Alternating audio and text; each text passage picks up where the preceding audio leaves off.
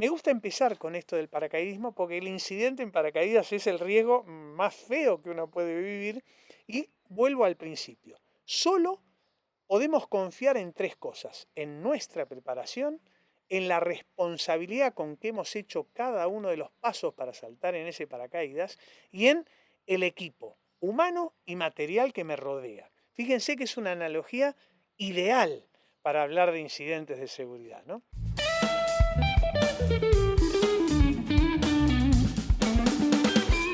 Buenas, buenas. Iniciamos con este nuevo podcast. Seguimos con esto de los procesos de ciberseguridad porque es un tema que debe ser bien tenido en cuenta, ¿eh? Acordaros que hay que diseñar, planificar, redactar e implantar bien los procesos. Entonces, cuanto más ajustemos los procesos a la realidad de nuestra empresa, pues mucho mejor será. Hoy vamos a hablar del proceso de gestión de incidentes de seguridad, un proceso que no puede faltar nunca. Había un viejo CEO de Cisco que decía que hay dos clases de empresas, ¿no? Las que ya han sufrido incidentes de seguridad y las que aún no saben que han tenido incidentes de seguridad, pero todas sufren incidentes de seguridad. Entonces, un incidente de seguridad es una realidad que la vamos a vivir sí o ya la hemos vivido. Entonces, cuanto mejor tengamos ajustado este proceso que va madurando año a año, pues más capacidad de respuesta tendremos en cada uno de los incidentes que se nos han producido y que se nos producirán siempre.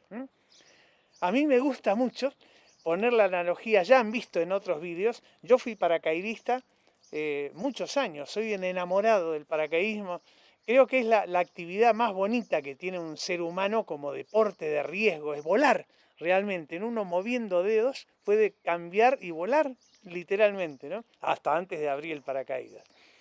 Cuando, cuando uno va a tirarse al vacío en este paracaídas, está confiando únicamente en tres cosas y solo tres cosas, ¿no?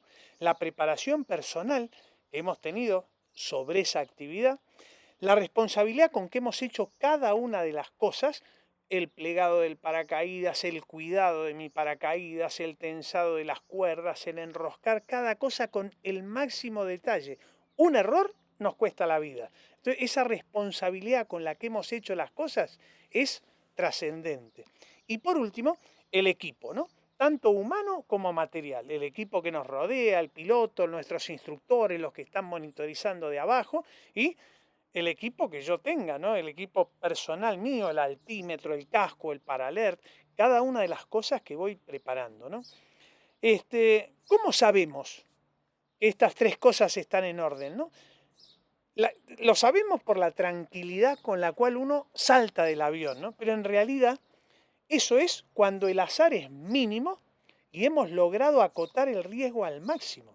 Es decir, cuando dejamos siempre hay cosas que dependen del azar, una tormenta, un huracán, un granizo, un volcán. Esas cosas dependen del azar siempre, pero cuanto más las hemos acotado el riesgo de que ocurran esas cosas, pues más tranquilo estoy, más tranquilo es que sé que están las cosas hechas en orden, ¿no? En realidad, todo empresario sabe que el que no arriesga no gana, ¿no? Es decir, toda empresa hoy en día sabe que tiene que asumir un riesgo para ganar en su negocio. Y nosotros en lo personal también lo sabemos. La gente que no arriesga en su vida es gente que en definitiva pasa por la vida sin dejar rastro, sin dejar huella, ¿no? Esta realidad la conocemos de toda la vida, es algo cada vez más concreto en el siglo XXI, ¿no? Entonces, un reempresario, un director, un responsable de ciberseguridad, sabe que antes de lanzarse al vacío tiene un montón de cosas que las está arriesgando, pero ha tratado de, en esa relación coste-beneficio, tratar de sufrir lo menos, ¿no? Tratar de que el beneficio sea superior al coste, ¿no? Entonces, cuando sabemos acotar ese azar, ¿no? Y tratar de maximizar el riesgo, pues las cosas son mejores. ¿Y cómo lo hacemos? Igual que con el paracaidismo, preparándonos, metiendo responsabilidad en las cosas que hacemos y teniendo un material humano y hardware y software bien acorde al desafío que vamos a encarar, ¿no? Entonces, Si volvemos al paracaidismo, es lo mismo, ¿no? Cuando al principio uno empieza no dominamos absolutamente nada. Entonces, ¿qué tenemos que hacer? La preparación militar, por ejemplo, se le da mucha importancia a la preparación física, fortalecer nuestras piernas, se estudia mucho la teoría de las nubes, los vientos, las precipitaciones, los cúmulos, la velocidad de caída. Sabiendo esa teoría, poco a poco vamos entendiendo un poco más de esa ignorancia que teníamos al principio, ¿no? Se practica muchísimo en tierra antes de lanzarnos al vacío. Se practica mucho en maquetas, se hacen pruebas de laboratorio antes de que entre en producción un sistema. Se hacen vuelos de práctica, se ejercita la metodología de cómo se abandona la aeronave para no salir dando vueltas, salir más o menos estable. Debes tener en orden todos los exámenes, las certificaciones a nivel paracaidismo. Es necesario tener el examen psicofísico, que es el mismo que hacen los pilotos. ¿Para qué? Para que uno médicamente sepa que también está tranquilo, su organismo está seguro. A nivel ciberseguridad hay que pasar una serie de controles también para estar tranquilo, ¿no? Entonces, cuando ya vamos a hacer ese primer salto, todo el mundo está preparado y alerta porque ese tipo que va a saltar es el primero. Cuando instalamos un nuevo producto, cuando instalamos una nueva medida, un hardware en nuestras redes, todo el NOC, el Network Operation Center o el Security Operation Center, está atento a eso nuevo que acaba de entrar, ¿no? Cuando se realiza el primer salto en paracaídas, es automático, ¿no? Uno lleva una correa extractora de 6 metros de largo que va enganchada al avión, esa se desenrosca y abre nuestro paracaídas de forma automática. ¿Por qué? Y bueno, porque al principio las cosas van automatizándole hasta que empezamos a avanzar un poco más y a partir de ahí sí, ya empezamos a avanzar en la práctica y somos capaces de dominar manualmente nuestro paracaídas, ¿no? En ciberseguridad es lo mismo. La aproximación a tierra, cuando no coincide el lugar deseado, los primeros saltos, el paracaídas medio que nos lleva a donde quiere, porque no tenemos capacidad de dominarlo mucho. Están los paracaídas redondos, que tienen poca capacidad de desplazamiento, y los planos, que con un plano uno ya llega a ponerlo arriba de una moneda el salto, ¿no?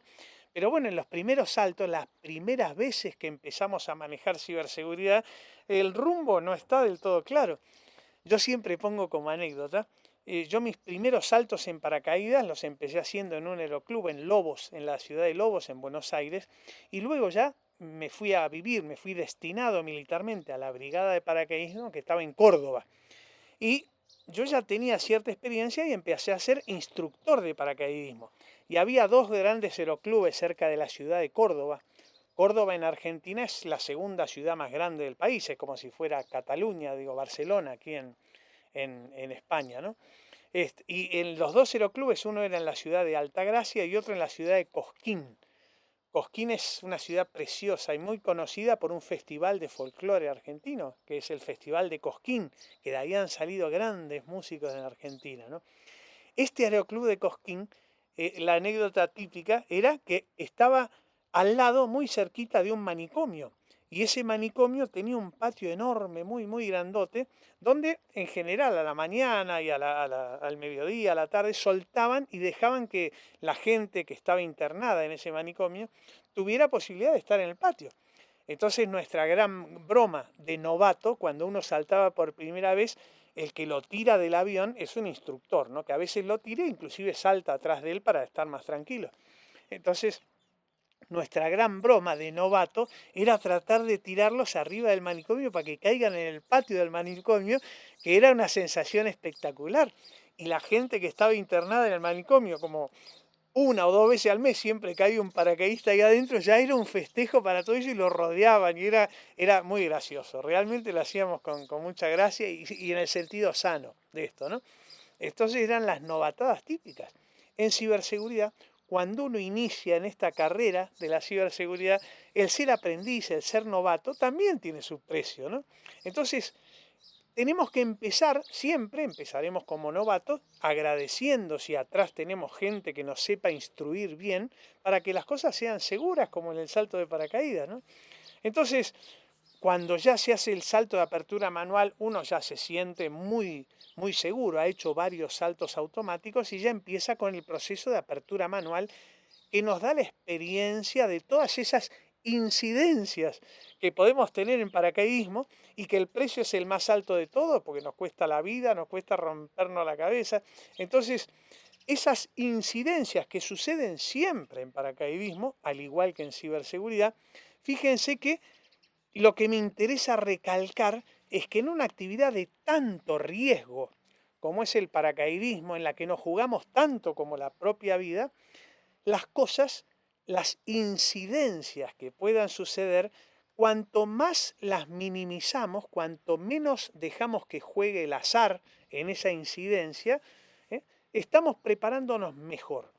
Entonces, me gusta empezar con esto del paracaidismo porque el incidente en paracaídas es el riesgo más feo que uno puede vivir y vuelvo al principio. Solo podemos confiar en tres cosas: en nuestra preparación, en la responsabilidad con que hemos hecho cada uno de los pasos para saltar en ese paracaídas y en el equipo humano y material que me rodea. Fíjense que es una analogía ideal para hablar de incidentes de seguridad, ¿no?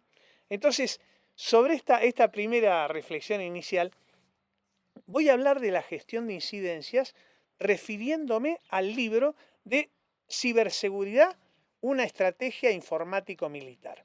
Este es otro de los libros que acordaros que lo podéis descargar gratuitamente de nuestra página web www.darfe.es, ¿no? Ese libro, que es el tercero de los libros que hemos publicado gratuitamente, después también acabo de publicar el libro número 5, que se llama Aprendiendo Ciberseguridad Paso a Paso, que lo podéis descargar gratuitamente, y es el nuevo libro que proponemos para ir aprendiendo así seguridad de forma metódica, nivel a nivel, asociado al ciclo de vídeos que estaréis viendo bastante de vosotros, que es el ciclo de Aprendiendo Ciberseguridad Paso a Paso. Hemos sacado el quinto libro que se refiere a ahí. Volvamos para atrás. Gestión de incidencias.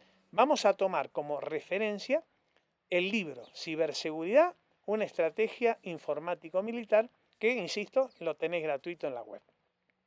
En el punto 6.2.6 se desarrolla justamente el procedimiento de gestión de incidencias. Está en la página 110 del libro y bueno, lo voy a tomar un poco de referencia para ir siguiendo lo que nos dice este punto del libro y ampliar un poquito más los conocimientos, ¿no? Este procedimiento entonces debe contemplar todo lo que sea relacionado a la notificación, gestión y respuesta a incidentes de seguridad. ¿Cómo los notifico? ¿Cómo los gestiono? ¿Y cómo es la respuesta de estos incidentes, ¿no? Uno de los aspectos más importantes de un incidente es cómo recopilo las incidencias, ¿no? las evidencias, perdón. El tema de la gestión de evidencias, un incidente de seguridad puede desencadenar en muchas salidas, ¿no? Las diferentes salidas pueden llegar a ser hasta un análisis forense, hasta la muerte de una persona, hasta el tener que echar a alguien, hasta perseguir un intruso que nos robó millones. Entonces, un incidente de seguridad, a medida que desencadena, la única forma de tener fortaleza, robustez, es ir gestionando todos los pasos de ese incidente de forma impecable, de forma adecuada, para que un juez, un perito, un policía, un notario no puedan poner en duda absolutamente nada de lo que hemos hecho nosotros en la gestión de ese incidente. Porque si damos un paso en falso, la parte contraria del juicio, la compañía aseguradora, nos va a desvirtuar todo lo que hemos hecho. Entonces, mucho cuidado cuando hay un incidente de seguridad, muchísimo cuidado con toda la parte de gestión de evidencias. Esto, la gestión de evidencias, hay varias normas, ¿no? De la familia de NIST hay una de recomendación, una publicación estándar, un SP, que es el SP 800-86 del NIST, que nos habla muy bien de la gestión de evidencias. Hay dos normas más que son de la familia ISO, la 27037, fíjense que es de la familia 27000, y la 27042. La familia ISO 27000, acordaros que es Sistema de Gestión de Seguridad de la Información. La que se certifica es la 27001 y hoy justamente vamos a hablar de la 27001 y de la 27002. ¿Por qué? Porque en esas dos normas un punto muy importante justamente es la gestión de incidentes de seguridad. Esas normas 27037 y 042 son dos normas muy importantes en tema de gestión de evidencias.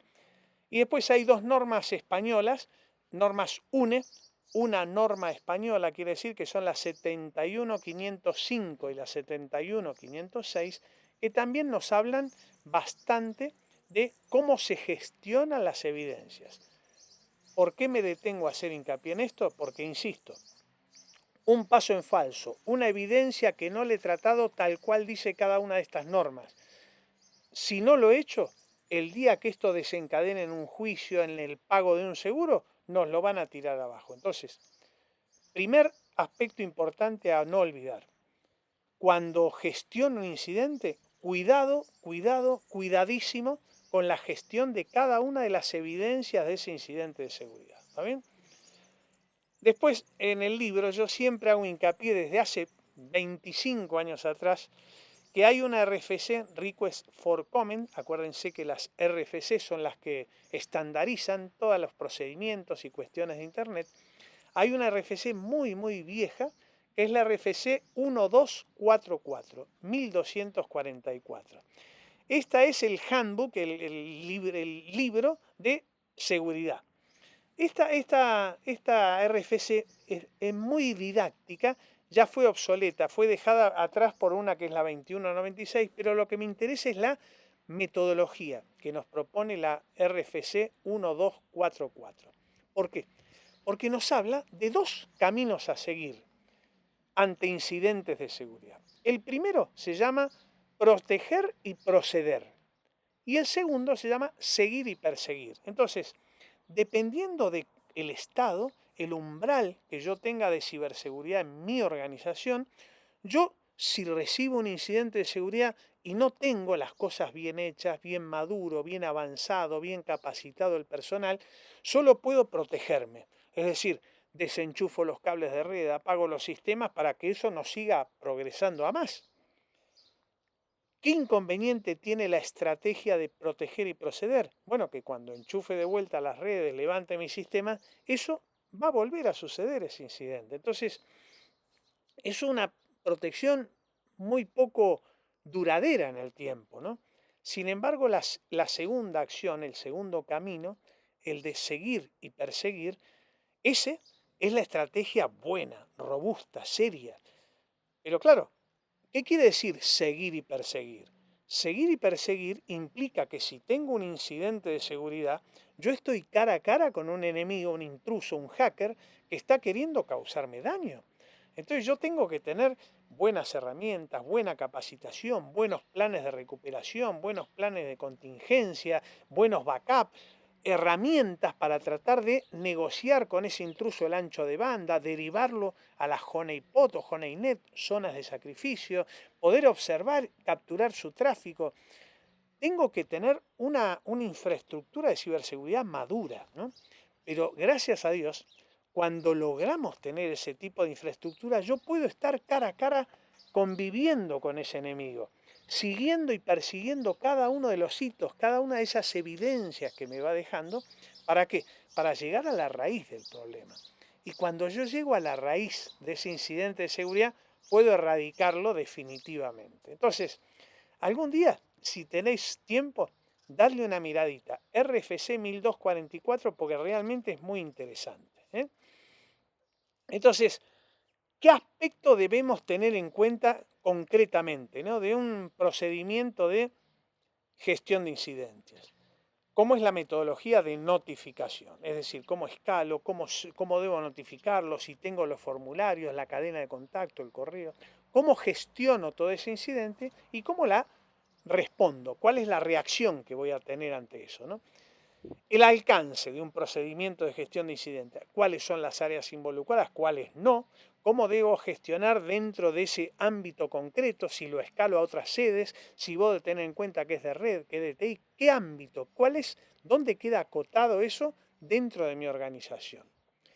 El tercer punto que ya hemos mencionado en control de cambios, en control de accesos, es integración con el workflow, es decir, con un sistema de ticket para que mi organización tenga toda la bitácora, todo el historial de ese incidente. Es decir, yo hago clic, creo un incidente de seguridad en ese workflow y a partir de ahí ya se desencadena toda una secuencia de seguimiento, de gestión, de notificación, de erradicación. ¿Por qué? Porque está integrado con ese workflow de la organización. ¿Qué nivel de integración con control de cambios? Otra vez control de cambios. Un incidente de seguridad seguramente va a gestionar cambios en el software, en el hardware, en las redes. Esos cambios, si no los vuelvo a integrar con control de cambios, otra vez estoy dejando zonas al azar. Clara distribución de roles y responsabilidades. Es decir, las funciones de cada uno, qué puede y qué no puede hacer y quién es el responsable, cuál es la jerarquía de todas esas responsabilidades. Tengo que tener una cadena de llamadas. Es decir, cuando sucede un incidente de seguridad, tengo que llamar a A, B, C, si es el caso X. Si es el caso Z, a J, M y N.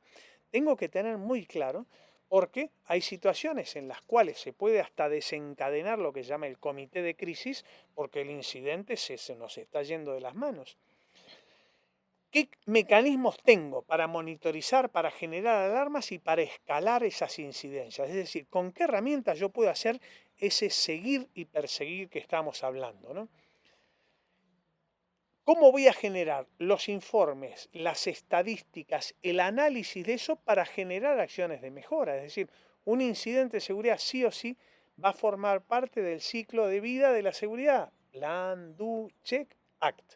Y el act debe generar acciones de mejora para que no se vuelva a repetir ese mismo incidente.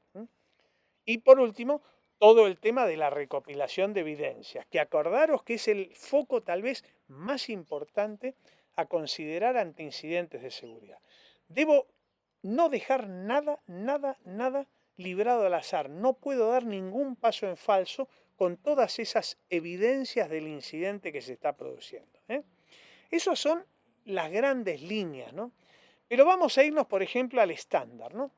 Y no se los puedo mostrar por pantalla porque los estándares ISO son de pago. Entonces yo tengo mi ISO. En el caso último que ha salido, yo tengo la norma ISO 27001, que la última versión es la del 2022. Acordaros que de esta familia 27000, la 27001 es la que se certifica, ¿no? La que me propone cómo montar ese sistema de gestión de la seguridad de la información, ese SGSI. La norma 27001, digamos que consta de dos partes, ¿no?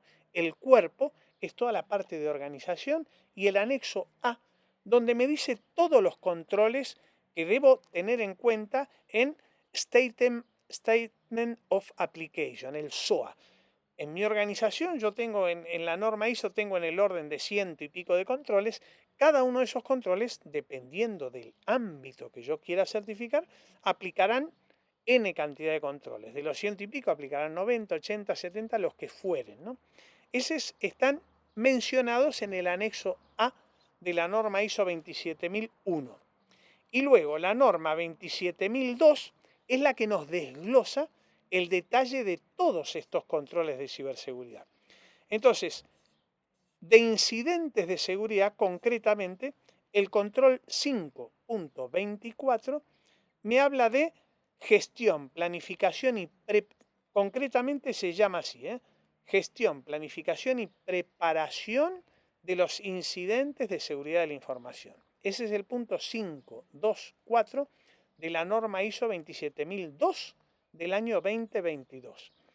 Entonces, ese control concretamente me dice la organización debería planificar, preparar y gestionar un proceso definiendo el tratamiento de los incidentes de seguridad, estableciendo y comunicando los incidentes de seguridad a los roles y las responsabilidades de cada uno. El propósito es, fíjense, asegurar una rápida, efectiva y consistente respuesta ante incidentes de seguridad. Rápida, efectiva y consistente respuesta. Fíjense qué interesante. Y después de eso, fíjense que ese control contempla roles y responsabilidades, procedimientos de gestión de incidentes y, por último, procedimientos de reporting. Son las tres cosas que acabamos de hablar en el libro Ciberseguridad, una estrategia informático militar. El punto 5.25 sería el segundo control, que me dice cómo voy a gestionar cada uno de esos eventos de la seguridad de la información. Lo mismo, el propósito es asegurar una categorización y priorización de los eventos de seguridad de la información. ¿Qué es la categorización y la priorización? A medida que empiezo a implantar un proceso de gestión de incidentes, esto va madurando, voy a ir aprendiendo de los incidentes específicos que va a tener mi organización. Hay muchos incidentes que son comunes a varias organizaciones y hay otros que son específicos míos. ¿Cómo se aprenden los míos y los generales? Sobre la marcha, rodando, mejorando ese sistema de gestión de incidentes, ¿no? Entonces, fíjese que el propósito de este punto 5.2.5 es asegurar una categorización y priorización. Si yo en ese workflow, en ese sistema de ticketing, en ese procedimiento de gestión de incidentes, empiezo a generar categorías que aplican porque sé que puedo sufrirlos o que ya los he sufrido. ¿Cómo los categorizo? De redes, de sistemas, de base de datos, de personas, de instalaciones. Voy aprendiendo esas categorías y las voy tabulando ya en un sistema de categorización.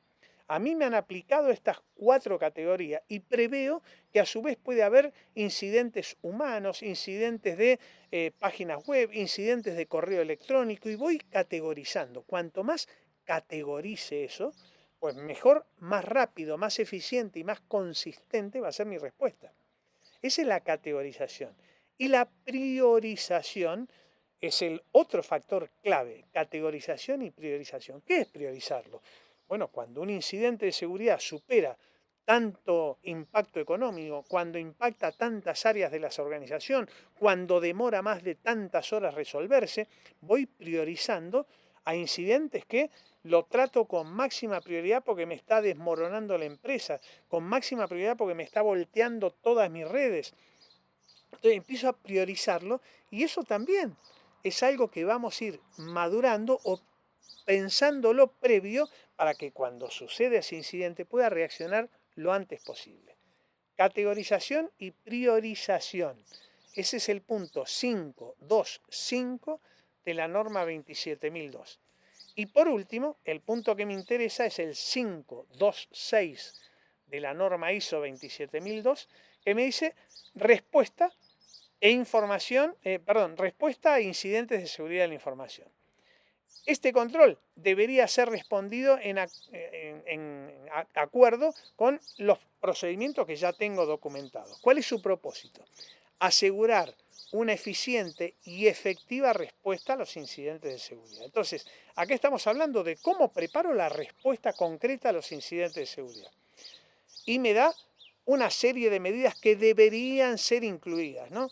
Contener si las consecuencias del incidente han crecido dentro de mis sistemas, colectar las evidencias, cómo lo escalo, cómo aseguro que todas las responsabilidades activas están incluidas en esto, cómo hago la comunicación de ese incidente de seguridad, cómo lo coordino, una vez que el incidente ha sido realmente direccionado, encaminado, cómo se cierra formalmente ese registro, cómo voy a hacer el forense en el caso de que necesite hacerlo, qué tareas debo ejecutar post incidente de análisis y la identificación de la causa raíz, cómo identifico y gestiono todas las vulnerabilidades y debilidades que han sido incluidas en ese incidente, ¿no? Entonces, ese es el punto 2.6 y el último, que es el 5.2.7, es el aprendizaje que me desea, learning de esos incidentes de seguridad de la información. ¿Cuál es el propósito? Reducir que esto se vuelva a repetir a futuro. Entonces, la norma ISO 27002, algún día, si tenéis que levantar este procedimiento, tened en cuenta control 524, 525, 526 y 527, que son los 4 controles que en ese estándar, si yo lo gestiono bien y he cumplido con lo que dice ese estándar, ya tengo una solidez jurídica y procedimental de todo ese procedimiento para que, si esto se va a mayores, yo pueda tener algo contundente, algo que pueda ser irrefutable de cómo he procedido yo ante ese incidente de seguridad. Entonces, Os dejo este resumen. El libro lo tenéis en la página web.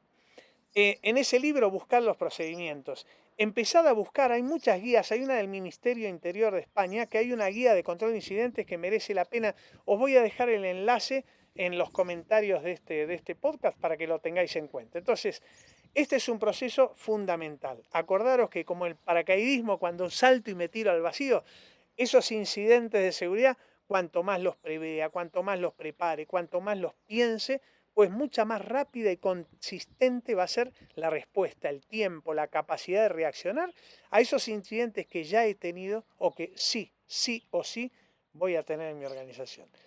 Gestión de incidentes de seguridad, otro procedimiento más que no podéis olvidaros. Os dejo entonces. Adiós, muchas gracias.